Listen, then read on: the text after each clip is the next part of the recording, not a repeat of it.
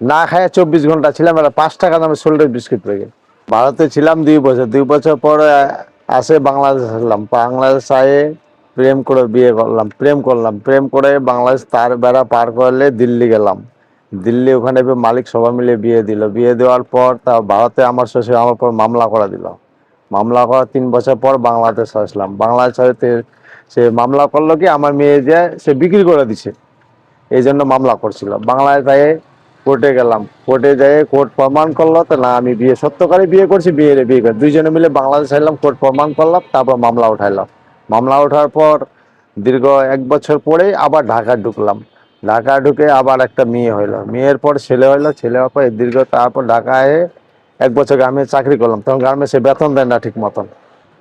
চাকরি করার পর তখন চাকরি ছাড়ে দিয়ে তখন আবার রিক্সা চালাইতে ধরলাম। এই রিক্সা চালাতে রিক্সা চালা বয়স 25 বছর হয়ে গেল। জীবনের কাহিনী আমার এই ছোট। আপনি যখন মামিকে বিয়ে করেন তখন মামির বয়স কত ছিল?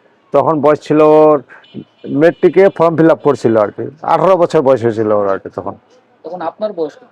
আমার বয়স তখন ছিল মোটামুটি 25-26 বছর বয়স হলো আমার, 26। মামি কি আছে? হ্যাঁ এখনো আছে, এখনো এই আছে। যে এই যে প্রেম করে বিয়ে করলেন, তারপরে আপনারা ইন্ডিয়াতে পালিয়ে গেলেন, আসলে বিষয়টা আসলে কেমন কেমন লেগেছে আপনার কাছে? বিষয়টা লাগছিল এখন প্রেমের দুইজনে এখন বাংলাদেশে কেউ মানে নিতেছে না। না মানে নিয়ে চিন্তা করলাম আমি ভারতে আগে ছিলাম, সে বউ নিয়ে ভারতে চলে যাই। তার বেড়ায় দেখলাম তার লাগা, না খায় 24 ঘন্টা ছিলাম, একটা 5 টাকা দামের সোল্ডার বিস্কিট পেয়ে। ভোট টাইমে আমরা ওই তার বেড়া পাড়ায় ইন্ডিয়া গেলাম। ইন্ডিয়া যায় তখন আমার শ্বশুর আমারে বললো বাংলাদেশে খুব চাপ করলাম বাপ মা পর, তখন ফরমান পাঠাই বাংলাদেশ থেকে লোক পাঠাইলো ভারতে। আমরা কি বিয়ে করছি না ওর মেয়ের বিক্রি করে দিচ্ছি, যায় প্রমাণ করে যায় দেখলো না আমরা বিয়ে করছি। ওই লোক বাংলাদেশে রেজাল্ট দিল না ও বিয়ে করছে, তোমার মেয়ের বিক্রি করা যায় নাই।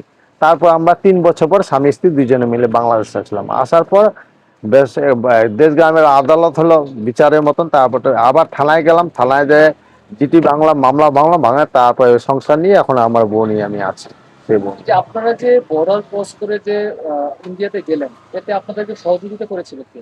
সহযোগিতা করেছিল আমার বন্ধু বান্ধব জেলা ছিল, আর এই বন্ধু বান্ধব করে সহযোগিতা করে নিয়ে গেছিল।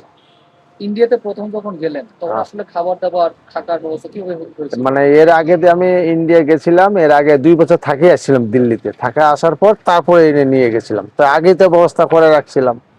তা বউ নিয়ে যায় মোটামুটি ওখানে মালিক আমার ইন্ডিয়ার মালিক যারাই, ওরাই আমার ঘোরার জন্য 10,000 টাকা দিল, তুমি 7 দিনের জন্য বউ নিয়ে 1 সপ্তাহের জন্য ঘুরা, আমরা কিছু দিতে পারবো না, এই 10,000 টাকা উপহার দিলাম, তোমরা একটু বউ নিয়ে সফর করো।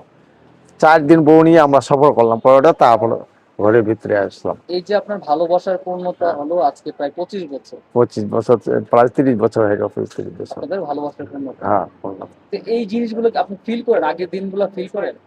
ফিল করি, কিন্তু আগের দিনলা বহুত চিন্তা করি। এখনো বউর সাথে আমার ভালোবাসা আছে, এখনো বউর সাথে এতই নাই, ঝগড়াঝাটি নাই।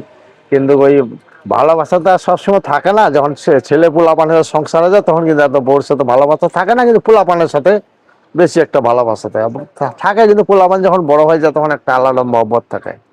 আসলে ভালোবাসা কেমন হওয়া উচিত আপনার আপনার চোখে? না আমার চোখে তো ভালোবাসা ভালো হওয়া উচিত, ভালোবাসা করেই তো আমরা সংসার করছি। আজকে পোলাপান মেয়েরা কম্পিউটার ইঞ্জিনিয়ার, ছেলে একটা গাড়ির ড্রাইভার, আমি তো এই রিক্সা চালাই, তো এই করছি। আচ্ছা, নতুন প্রজন্মে যারা প্রেম ভালোবাসা করছে তাদের উদ্দেশ্যে আপনি কি বলতে চান? না, পবিত্র যে সত্য ভালোবাসা করে, যে যে সত্য ভালোবাসা করে সে যদি রাখতে পারে গ্রহণ করে, সেটা হলো আল্লাহর কাছে নিয়ামত। সে যদি রাখতে না পারে এই ভালোবাসাতে, এই ভালোবাসার কোনো লাভ নাই। একটা মেয়ে শেখ দু আমার জীবনের কষ্ট, যদি তুমি ভালোবাসা করে তুমি বিয়ে করতে পারো, আজীবন সংসার করতে পারো, ছেলে মেয়ে করতে, তাহলে তোমার ভালোবাসা আল্লাহ তোমার ভালোবাসবো, আল্লাহ তোমার ভালোবাসবো। আজ একটা মেয়ে